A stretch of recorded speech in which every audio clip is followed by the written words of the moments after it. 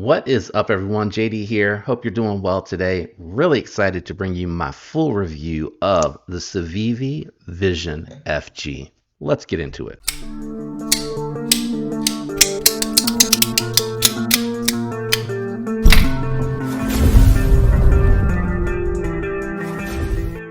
All right, so what we're going to do today is we're going to do just a couple of size comparisons. I'm going to jump into my thoughts and impressions on the knife after we do that. And then at the end of this video, we're going to check this for skiffs because they are definitely being installed on this one. I hope that doesn't give away the review. Let's kick it off with some size comparisons. First, we're going to bring out the Spyderco Para 3. As you can see, this is definitely more of a large size knife. Sorry, I got so much crap out of here. I've kind of pushed some stuff onto the table. And then we're going to bring out the Spyderco Shaman. And as you can see, it is definitely more comparable in length to the Shaman and around the same girthiness. So when we do the profile comparisons, we'll keep those out here. Now let's do a medium knife. We're going to do the Benchmade bug out. And we'll take the Shaman and set that aside for the moment. We'll bring it back out for profile comparisons. And we're going to bring out the tactile knife Maverick, which is going to be right around the same size. I think you have a little bit more handle length there, but you have that forge choil, and then you have roughly just a skosh on the blade length next to the Maverick. I'm not going to do any other comparisons. We know this is a budget knife. This is a very affordable knife. We're going to check the profile comparisons. We're going to do that against the Shaman, and we're going to do that against the Maverick. So we have one that's bumping my microphone. We have one that's more thin for sure.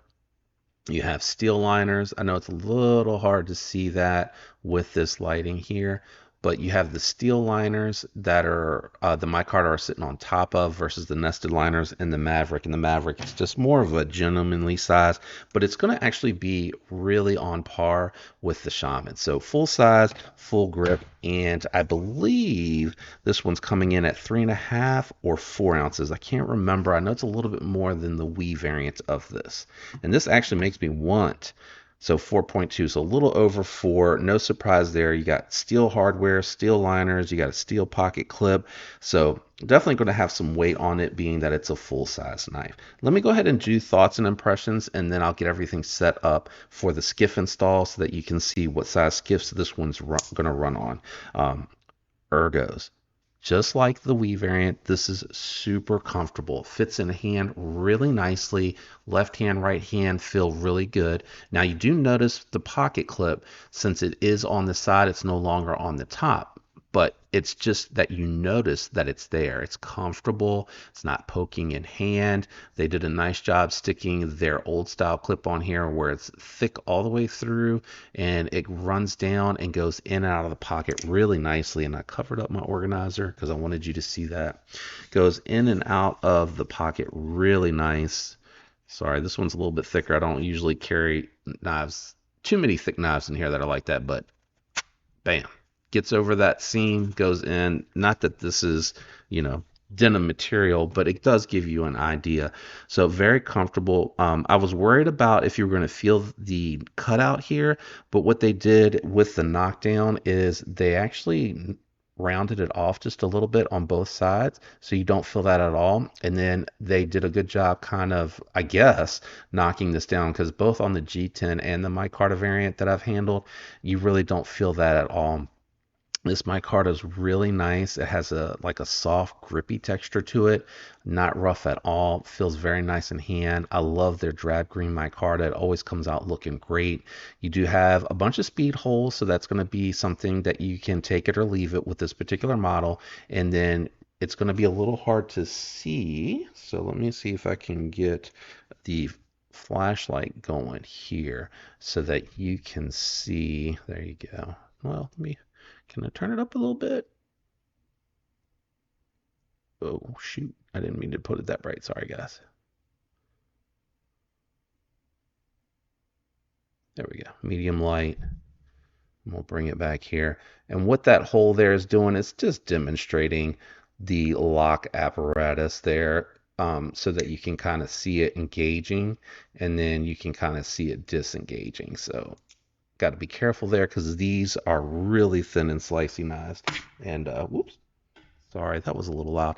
You can easily cut yourself. I've had my meat hanging over there when I've closed it, and I've had it like, take a little bit of bite. So I know when I operate this lock that I want to make sure that I'm pulling back. So Ergo's really comfortable. That forward finger choil, it's a little thin, so it feels a little sketch when you're up there, but you're not way back. You're a good um, distance back from that edge right there where it terminates, and it has a really good plunge grind, so you're not going to run into any issues when you start to sharpen this one on your own. As far as ergos, we're going to continue to talk about that with the locking mechanism. So what Civivi did here is they increased this little portion here towards the end and kept this thin back here so that it's not protruding out. Instead, it stays flush until about halfway, starts to rise, and then they just left a little bit of material on here, which I think it was absolutely the right call to do. The jimping goes around, and the reason I like that is because you can take this one here, you can put your finger right up to the edge of the scale and disengage the knife, and it's not going to come anywhere close to landing on you, allowing you to move your hand and complete the close, or you can just let it fall shut by pulling down on the lock, and you have plenty to grip onto. Really buttery smooth engagement and disengagement, no lock rock, no side to side play. The super lock on this, I think, is what it's called, and my editor will have to correct me if I said it wrong, but the super lock on here, really well done. The updates they did to this are phenomenal. Now, I do miss the opening hole. I wish they could have done a fuller alongside of the thumb studs if they didn't want it to be too much like the Wii variant, if they wanted to make them that much different. So the fuller, you would have been able to come in here easily to reverse flick it. I have to work for that because the coating makes it slick. I didn't test it, and I apologize I didn't test it on the satin finish variant. I don't know if that one would have been any better, but I can kick it out with that thumb stud. No problem whatsoever. And I like the thumb stud a little bit better with this one because it does feel like it's a little bit thicker with all the material that's there. That is there, but the thumb studs on here are going to be really hard to tell. But if you have experienced the Cubit or the Syncut Serene, it's those newer style thumb studs that Civivi has switched to.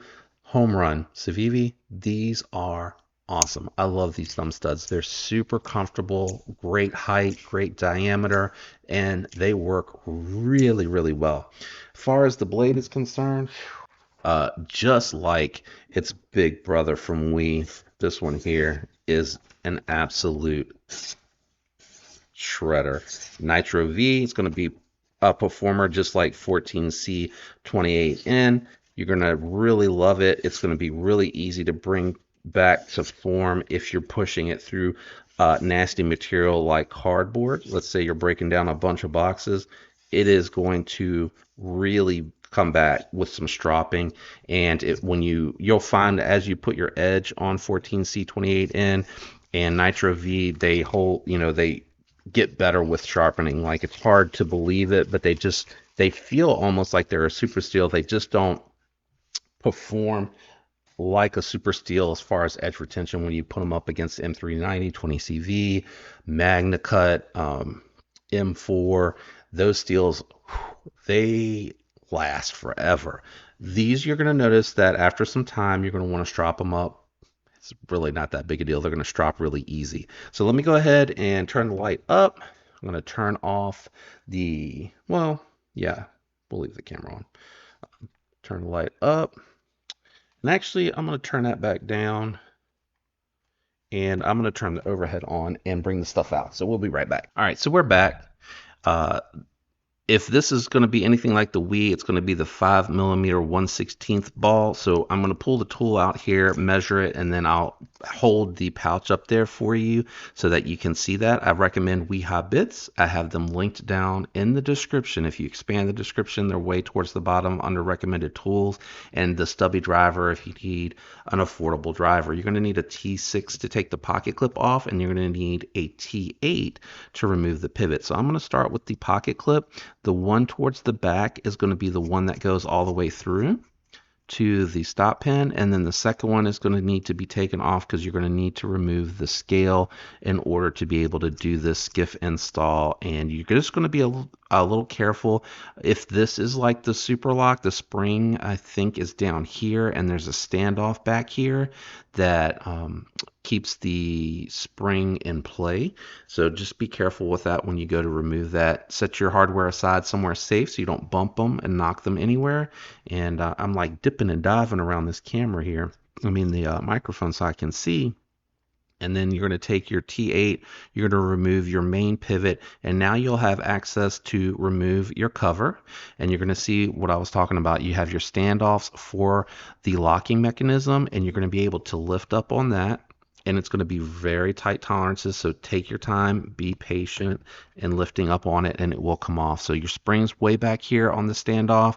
You have your lock bar compression pin here, and then the pin back here is going to be what keeps it from coming out, I think. Hold on, let me see here. I'm just trying to check that, and I need to be very careful because the spring's moving. But what you're going to want to do is just slide the lock back, and once you have play, you should be able to lift up on the blade. And actually, you can grab this one that way, and you can tell they're definitely the 5mm 1/16 ball.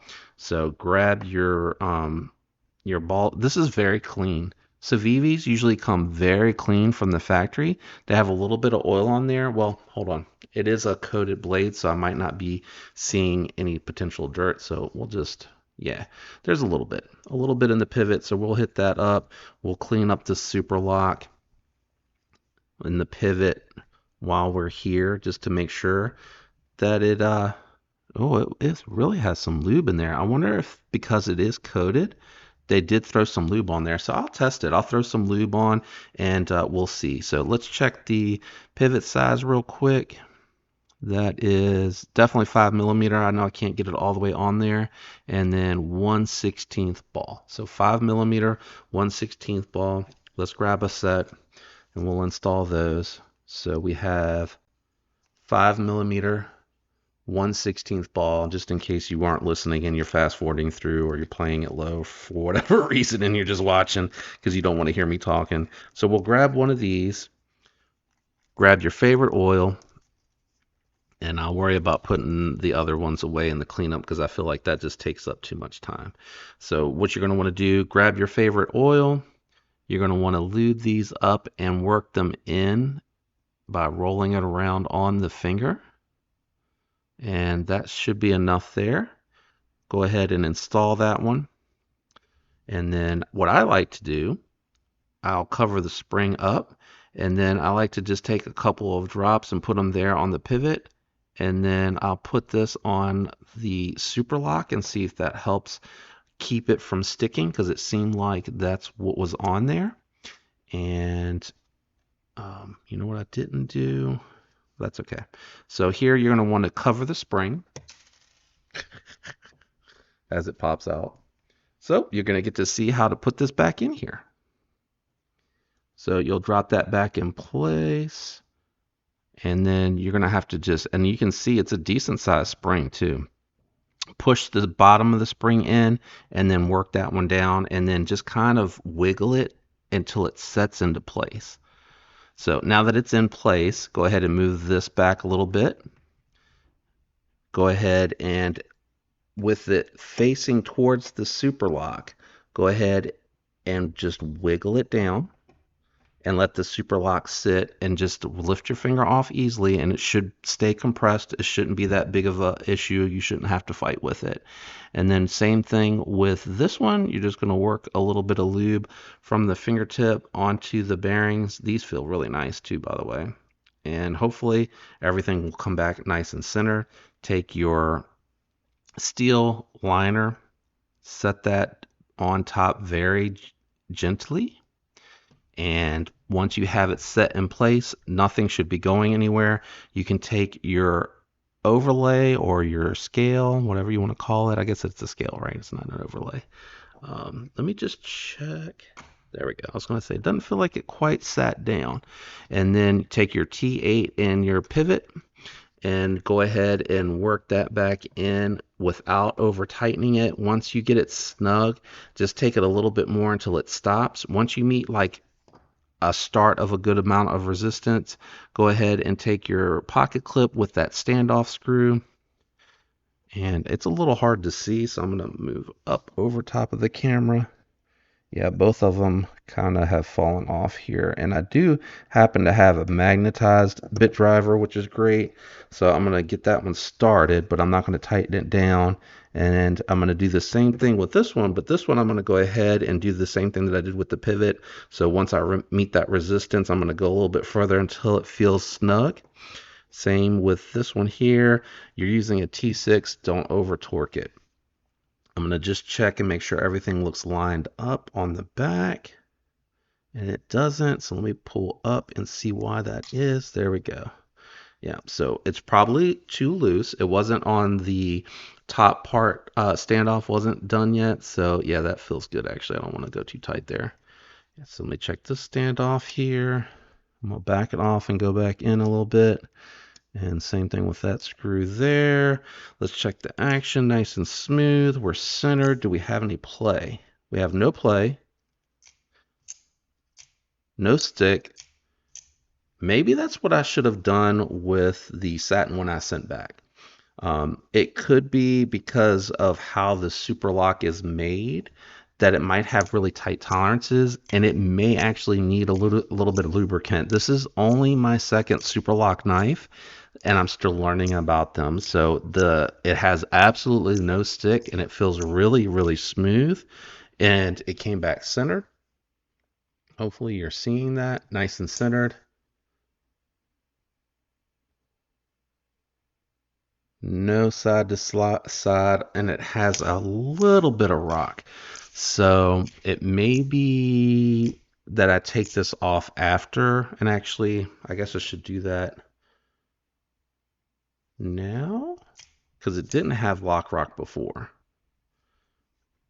But it does have a hint of it now, and I think it's because I put that lubricant on there. So if you want to stick around, I'm going to go ahead and take it apart, dry the lock off, and see if that fixes it. And I'll check the spring as well and make sure that everything is seating correctly. If not, thanks for tuning in, and I appreciate the support. Love you. Hope you have a fantastic week. Peace. If you're sticking around, let's get in here really quick.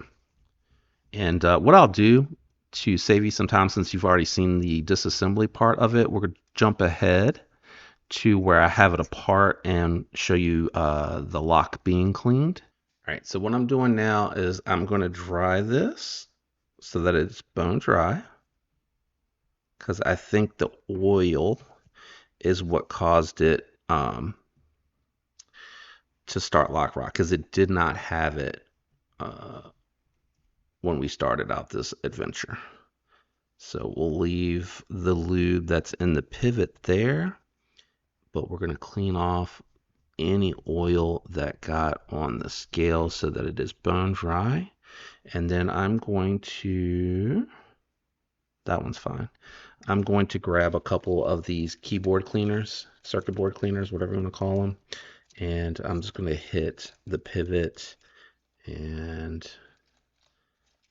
the inside of the lock just to make sure that it's dry. So let's start with the pivot. I'm doing the bottom side, yeah. And then I'll throw a little bit more lube on that pivot when we reassemble it. Oh, that's not what I wanted. I wanted to just check that lock and make sure that I've dried it all off. And we'll throw just a little dab.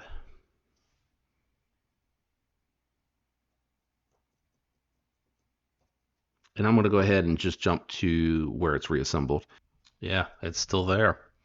I could have swore it didn't have any. Let me just try to tighten it a little bit more. And that pivot, maybe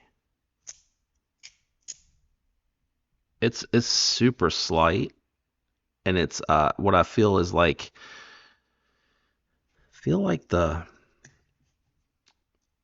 I don't know if it's maybe the micarta actually slipping over top of the steel liners. Oh, that's right. This is T6. Be very careful tightening these. Don't go crazy. Damn, I can't even find it. There it is.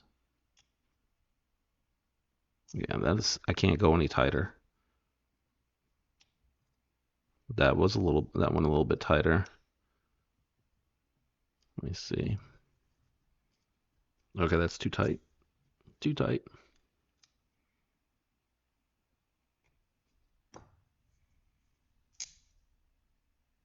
Yeah, still got a hinted lock rock. That is crazy. Not enough to where I'm going to worry about it. I'm still going to rock the heck out of this one and carry it, but it does have just a hint. And I definitely got everything bone dry there. So I'll update. I'll continue to fidget with it, mess with it, and see if that goes away or not. And I'll report back on that one. So anyway, I hope this one helped you. Let me know what your thoughts are on this particular knife, because this is the review and the install of the skiffs. Shout out to everyone out there that leaves the likes, the comments, that is subscribed. Thank you for hanging out with me to the end of this one as well. I do appreciate that. Hope you have a fantastic week. Until next time, peace.